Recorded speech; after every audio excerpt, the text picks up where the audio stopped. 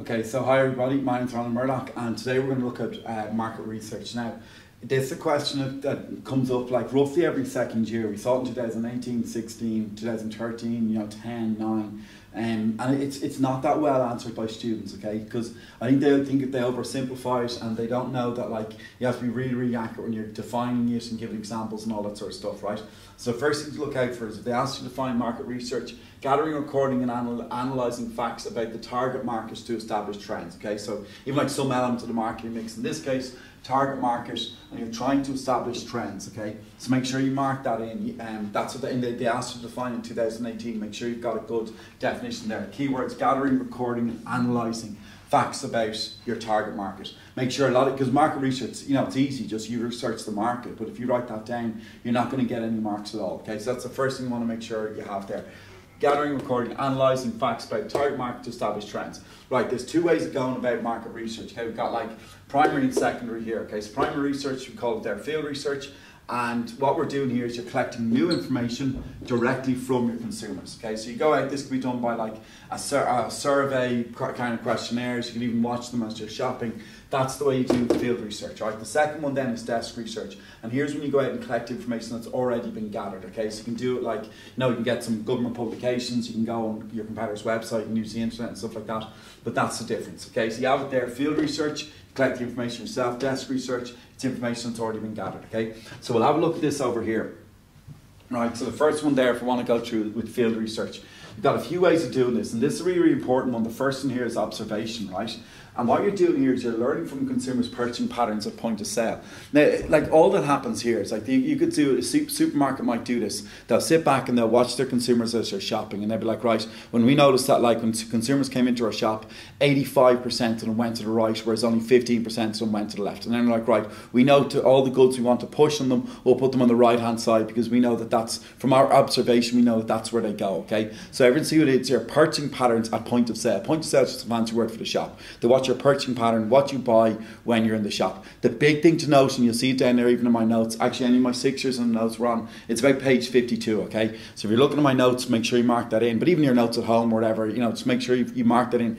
They don't tell them that they're being observed, okay? So if you're not going to make the consumers aware, because then they might behave differently, and then your information won't be as accurate, okay? So that's our first one there. That's observation, okay? And you let random shop. They watch consumers through the cameras and see how they behave, okay? And then they know where to place the products, what products are pushing them, and they know also what gets their attention with like product placement, merchandising, all that sort of stuff, right?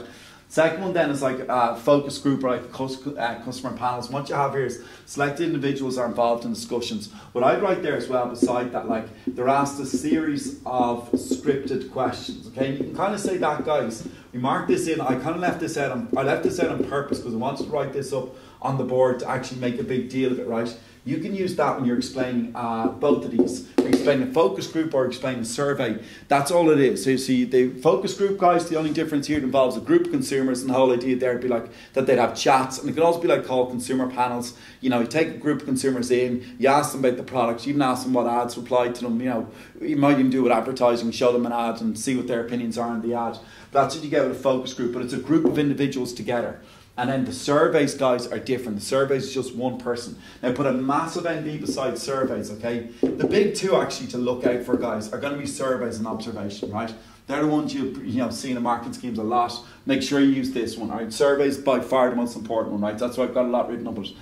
Here you sit down, a survey or a questionnaire, you interview your target market directly, okay? So you get your target market, even just involve calling them up and ask them direct questions, right? And what you're doing here is you're doing detailed information received about their tastes and behaviours in the marketplace, okay? So that's all you're doing there, tasting behaviours. Like we even do it here in our school, like we'll give student service at the end of the year and ask them about what they liked about the courses, what they didn't like, or then we can prove all that sort of stuff, even if they're really good teachers that they know of in their area. That it's very, very accurate market research because it's unbiased information. It's anonymous, so the people just volunteer the information. It's a really, really good source of information for us. But that's what you have there, guys.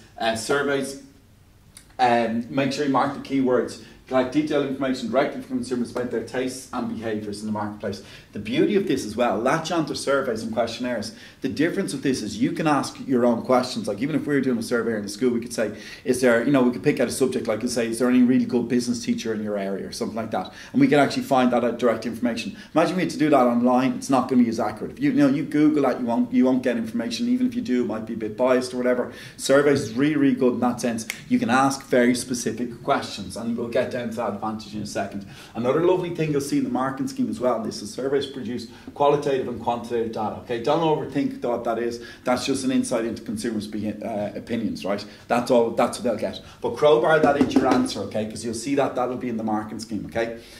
Anyway, right. So one big thing to look out for as well in this is they can ask you like what are the advantages and disadvantages of this, okay? So the advantages of field research.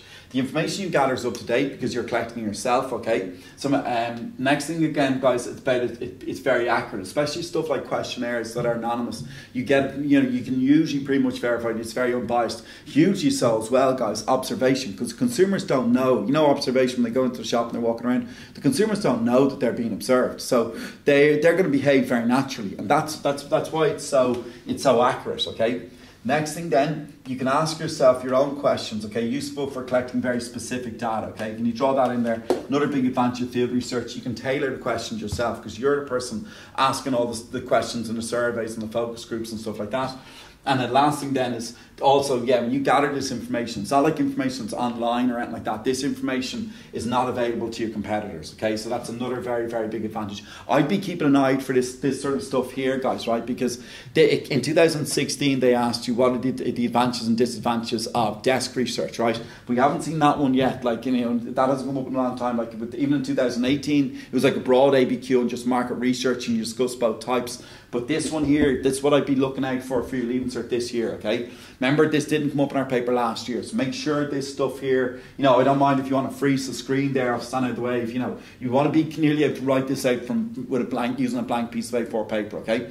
Next thing then, going on to the disadvantages, it's expensive. Or you have to hire people to do the surveys, even like you're doing focus groups or consumer panels, you have to hire people to run those things. Also, the next thing there you see, it's very time consuming. Preparing questionnaires, to print them out, you have to write out the questions, then you have to gather up the information afterwards. All of this stuff, you have to pay people to do it, and it's time consuming. And the other little thing there, you can just argue this as well as a thing that people could just lie. Like imagine if you're doing a survey and one-on-one, and people might give you the answer they think you want to hear.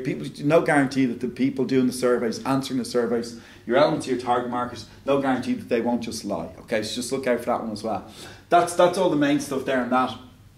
Remember what I said again, you want to be able to, like if I was in a position, I'd freeze the screen there and I'd try and write all those key points out from memory, okay? Really, really important that you have that tied down. If you follow me over here to desk research, the next one, right? And like what we see here is desk research, there's a few elements of it, but this one, guys, is such an easy one to explain. And it's always, you'll always see it in your marketing schemes. With desk research, guys, it's in internal reports. And all this is this basically at the end of the year, or any time really, you just simply look back at your business and look at all their sales figures and be like, right, what products sold well, what products didn't sell well. And then, like let's say if it's a sports shop and you've got a particular type of, football boot that's selling well, to order in more of them, you can even get away with up in the price or anything like that. And also if you see what products aren't selling well, maybe you have to drop the price and not to buy any of that in future. But it's very good because you're establishing trends in the market. You'll be able to see down the line what's going to happen when you look at your sales and see what products are selling well and what ones aren't, okay? So again, what that is, guys, write that inside that. It helps business identify their most popular products, all right? And that's very important for a business, from business, because then they know, even like imagine if it's like you own a restaurant, you own 5 different restaurants, different areas, you can see where your most popular restaurant is and what out of the different areas, and that's important as well for you, because you can push that a lot, then use that as an advantage. Okay, so that's the first one, guys. Hugely important, your internal reports, your company's own sales figures. And the beauty of this, guys, the information's already been gathered for you. Okay, so it's literally just there, sit down at the end of the year and you analyse your figures. Okay, next one then, government publications, right? See what CSO there. CSO, guys, is Central Statistics Office. So you can get tons of stuff, information on the central statistics. Often get information about people's average income levels. Get information about like population in certain areas. So if I'm deciding, like if I'm thinking like, right, I don't know where to set up a new shop, I could go on the CSO and see like, right, where are the populations in certain areas, and say like, right, where there's a big cluster of people, not many shops in that area, I know that I could set up my shop in that place. Same thing with a gym or anything. You can see the age group, the breakdowns of all the demographics. Huge amount of information available on CSO.ie. Two big advantages of this, guys. This information is available free of charge, and you also get it straight away. Okay, so make sure, and that's just desk research. Okay, so make sure you've got those things too. CSO, Central Statistics Office. Okay. Next one then, guys, you've just got the census report. Again, it's a really detailed report the government do. The only drawback with this is it goes out of date. You know, it's every 5 years they carry this out. But again, census report to give you a lot of information about consumers and, you know, people living in certain areas, and just it's a very, very insightful for businesses. But again, these reports are only done every 5 years. Okay, so these are government publications. Make sure you mark in the notes, guys. They're free. And that's just another big advantage of them. Right. This one here, trade associations, okay? So like, you know, trade associations are a very good way of looking at this, even if you look at like interest groups. You know what, you'll have a good example of this would be like the interest group, like IFA. Man, do you remember even just in general, on a side note for your leaving cert, remember I was saying before about it, or I was saying it in my weekly grind students all the time, saying make sure you know the question on the role of the interest groups. Make sure you know that inside out. If you look over your past papers, that question came up in 2014, 2009, 2003, the role of interest groups, okay? Make sure you spot that word role, and also they'll ask you to back it up with an example, okay? So that's on unit 1. Just look out for that question on a side note. But going back to it, like an example of an interest group, remember again, it's like an organisation that represents a particular group of people or a viewpoint, and we have their IFA, the Irish Farmers Association. So they've been an interest group. Their job is to represent the farmers. So what they'll do is, like the IFA, they've got like, you know, over 80,000 farmers in this interest group, and like these farmers will pay in to be a member of the interest group, and from that the IFA will sort of not only protect them or push them forward, but they'll represent them and represent their needs. And one big thing the IFA will do, guys, they will give published reports, and they might give published reports on basic stuff like, you know, consumers' attitudes towards certain types of foods and stuff. And even they could see like, right, they give published reports, and, you know, a few years back would have been like that. There's a big shift to consumers moving towards like organic food, and there's more demand for organic food. Now the beauty of this for you, a business, right? Imagine, or if you're a farmer and you get these reports will give you very, very specific information, and it'll help you near to see around corners. You can be like, right, there's a big demand going forward for organic food. We're going to switch over, you know, our food and make sure down the line we're producing a lot of organic food to cope with the increased demand in the future. But that's a very good thing about trade associations, guys, right? It gives you an insight on how consumer behaviour is changing. Okay, so any changes in consumer behaviour, these published reports can help identify them in advance. Okay, it's very detailed, it's very specific reports they'll do, and again they'll give these reports free of charge. Okay, so that's just another very big advantage. Again, you can get a lot of them on their websites, the interest groups. You can get all the info there. Right, the next one then, guys, is the internet, okay, which is just the big one again. So put a big NB beside the internet, make sure you know this one inside out. And this is where, you know, you're thinking about anything, like you're going to do most of your report, your research using the internet. So what can you get? The internet will give you a wide range of statistics, news articles, and you can also gather information from competitors' websites. Okay, so all these things, like, they'll help you do your market research. So the big advantage there of, let's say, going through desk research, and if you guys want to highlight this there, guys, this came up in 2016. They asked you what were the advantages and disadvantages of desk research for 25 marks. They asked you just a broad question on this, right? So anyway, going down through it, it's faster than primary research, and that's what we're doing. We're really just comparing, like, if you're in the leaving cert, like, and they're asking about desk research, just think like, why is desk research better than field research? And then, or, you know, and the other way around, then why, if they ask about, you know, field research, like, right, why is field research better than desk research? That can help you. So one big thing about this is advantages of desk research. It's faster than primary research, guys. The big thing you want to factor in there is it can be done online, okay? That's, make sure you mark that in. It's done online, that's why it's faster. It's inexpensive, which helps keep your costs down, profits up. Many different sources are available, okay? And mark this in, okay? Because if you're going looking at stuff online, right, you can get, like, I can get one news article, and I can be like, right, I'm not too sure about that, but what I can do then is I can, you know, Google that topic and get a couple of different news articles on that from different types of papers and stuff like that. And that, what I can do there is I can check those sources for accuracy. And still, if I'm not sure of it, I can go on the Central Statistics website, I can go on other sources. But the beauty about this with desk research is not that there's only like one article available on it. You can get lots of different sources of information. You can compare them against each other, and that's going to make them much more accurate. So many different sources available online. What's the good thing about that? They can be compared and checked against each other for accuracy, okay? Last thing then you see there is information on your competitors, which can help identify their weaknesses. And that's a very simple thing, but imagine you just went to your competitor's website and you saw, like, right, what type of products are they selling, what price are they charging, and that, you know, if you see that their product is inferior or maybe they're too expensive, either way, you're identifying their weaknesses, okay? Now, the drawbacks of this type of research, okay? The information, so with desk research, what's the drawback of doing all your research online? Information is available onto your competitors, okay? So they don't need to have the internet, they can get all this stuff, okay?